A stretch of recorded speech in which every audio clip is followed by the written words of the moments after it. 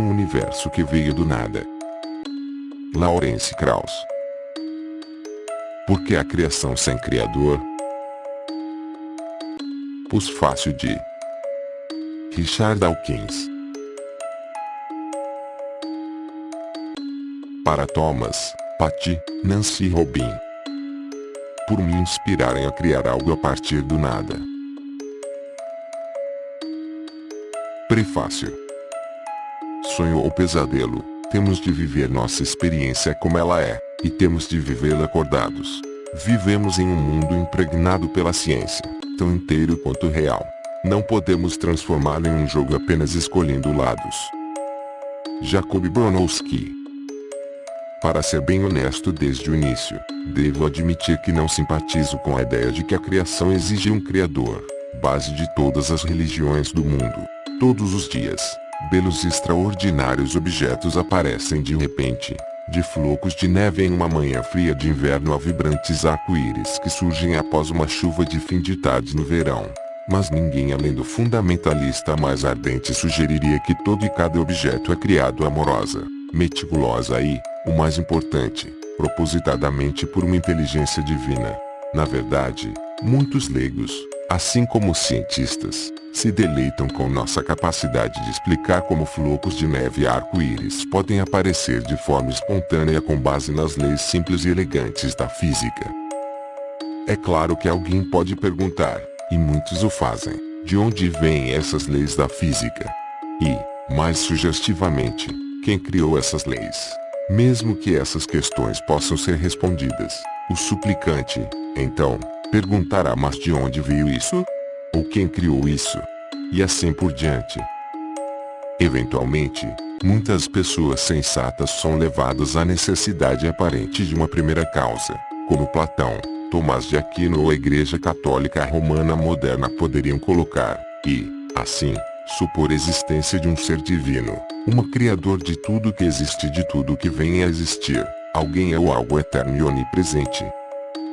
No entanto, a declaração de uma primeira causa ainda deixa aberta a questão: quem criou o Criador? Afinal, qual é a diferença entre argumentar a favor de um Criador de existência eterna ou de um universo de existência eterna sem Criador algum? Essas discussões sempre me fazem lembrar a famosa história do especialista que dá uma palestra sobre as origens do universo, ora identificado como Bertrand Russell, ora como William James, e é desafiado por uma mulher que acredita que o mundo é sustentado por uma tartaruga gigante, que por sua vez é sustentada por outra tartaruga, e então outras tartarugas até lá embaixo. Uma regressão infinita de uma força criativa que gera a si mesma.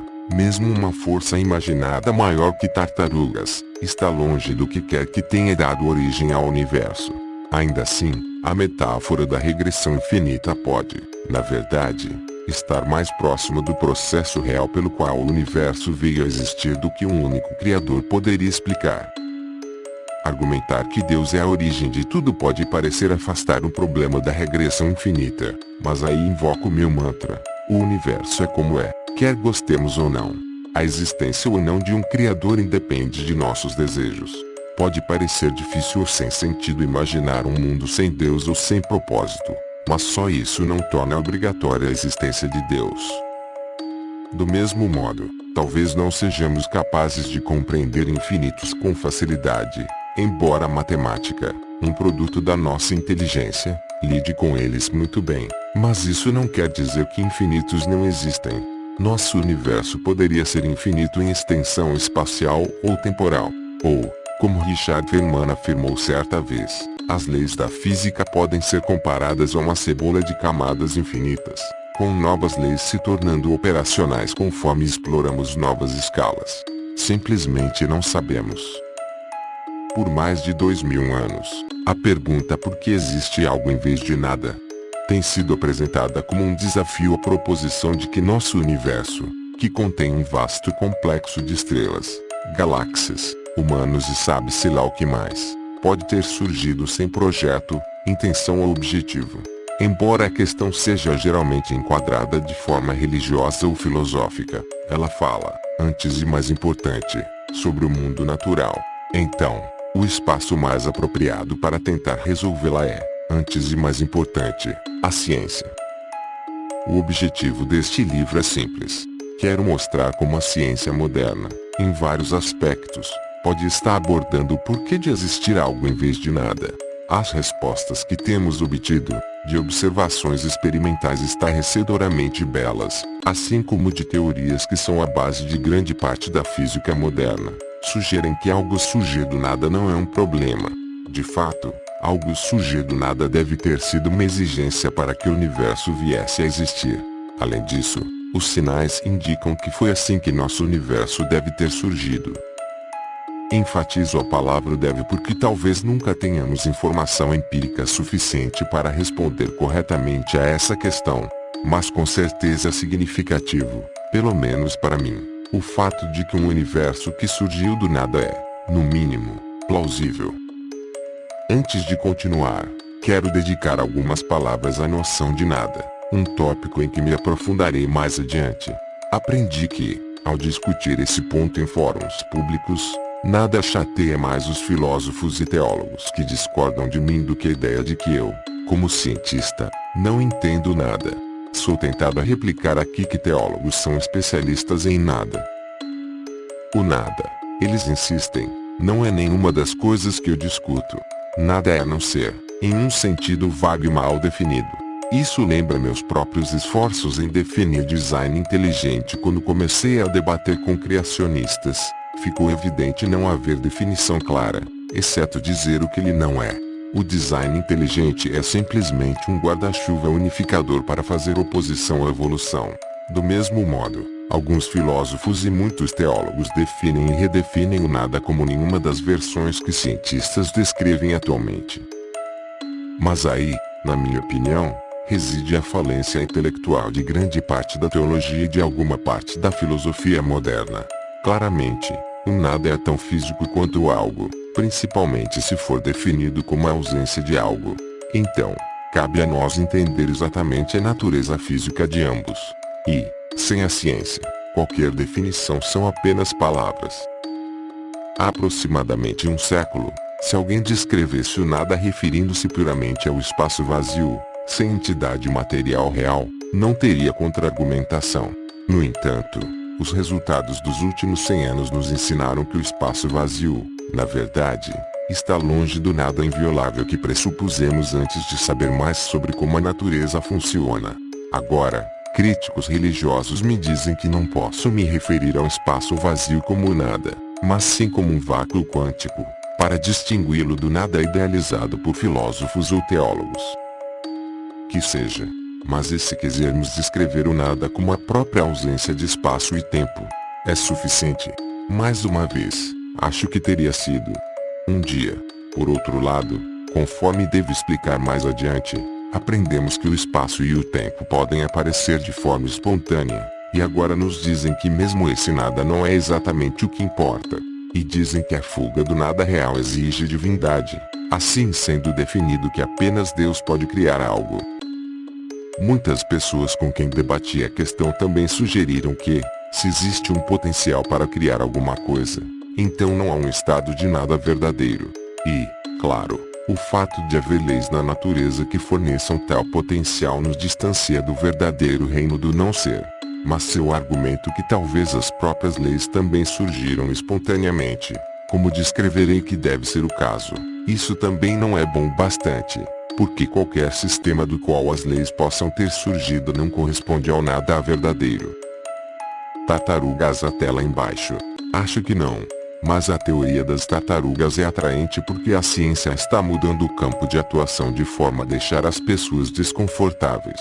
É claro, esse é um dos propósitos da ciência. Alguém poderia ter dito filosofia natural em tempos mais socráticos. O desconforto significa que estamos no limiar de novas percepções. Obviamente, invocar Deus para evitar perguntas difíceis começando por como é apenas preguiça intelectual. Afinal, se não houvesse potencial de criação, Deus não poderia ter criado nada. Seria um abracadabra semântico tentar afirmar que a regressão infinita é evitada porque Deus é extrínseco à natureza e, portanto, o potencial para a existência em si não é parte do nada do qual a existência surgiu. Meu real objetivo aqui é demonstrar que, De fato, a ciência vem mudando o campo de atuação, fazendo com que esses debates abstratos e inúteis sobre a natureza do nada fossem substituídos por esforços operacionais e úteis em descrever como nosso universo pode realmente ter surgido. Também explicarei as possíveis implicações disso em nosso presente e futuro. Isso reflete um fato muito importante.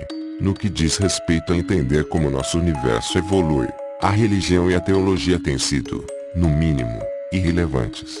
Elas costumam distorcer, concentrando-se nas questões sobre o nada, por exemplo, sem fornecer uma definição baseada em evidências empíricas.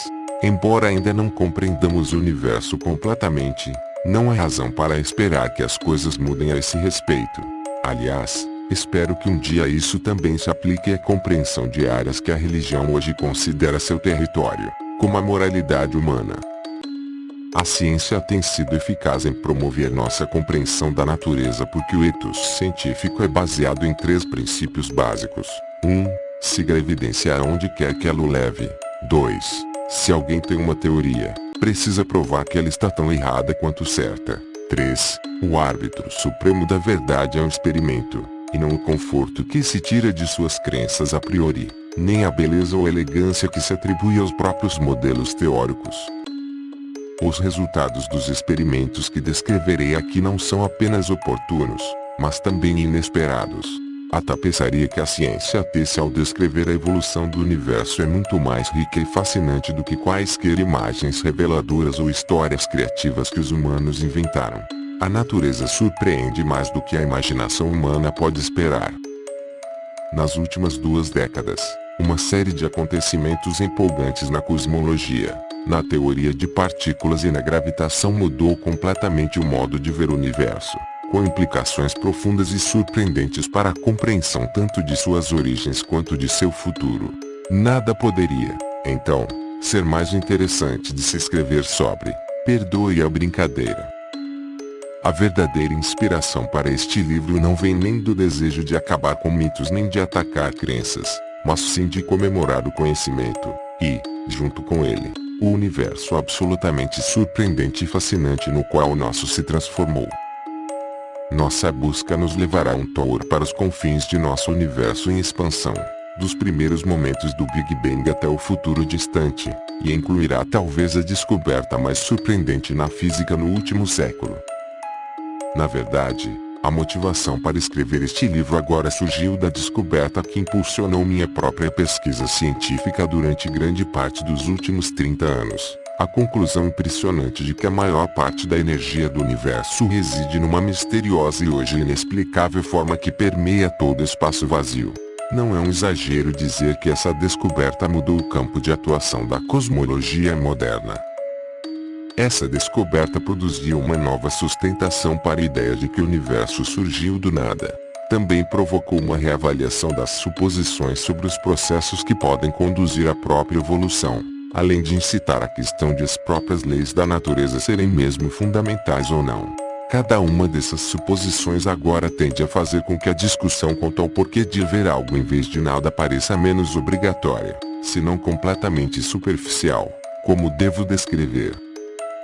A gênese direta deste livro remonta a outubro de 2009, quando ministrei uma palestra em Los Angeles com o mesmo título. Para minha surpresa, o vídeo da palestra no YouTube, disponibilizado pela Fundação Richard Dawkins, tornou-se uma espécie de sensação, com quase 1 milhão de acessos até hoje e inúmeras cópias de partes da palestra sendo usadas em debates de comunidades ateístas e teístas.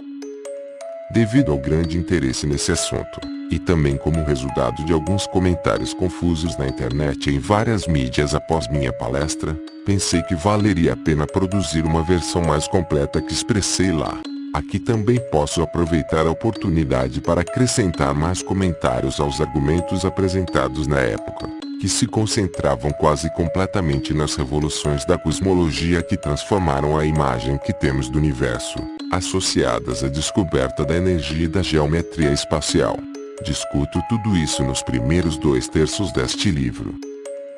No meio tempo, pensei muito mais sobre os muitos antecedentes e ideias que constituem o meu argumento, discuti o assunto com outras pessoas, que reagiram com tanto entusiasmo que foi contagiante, e explorei mais o impacto do desenvolvimento da física de partículas, em especial na questão da origem e da natureza do universo. E, finalmente, expus alguns argumentos para aqueles que discordam veementemente de mim, e, ao fazê-lo, alguns insights me ajudaram a aprofundar meu raciocínio. Enquanto elaborava as ideias que tentei descrever aqui, tive o benefício de discutir com alguns de meus colegas físicos mais brilhantes. Quero agradecer especialmente a Alan Guth e Frank Wilczek por me deixarem tomar seu tempo com discussões e correspondências extensas, resolvendo algumas confusões da minha cabeça e, em alguns casos, ajudando a reforçar minhas próprias interpretações.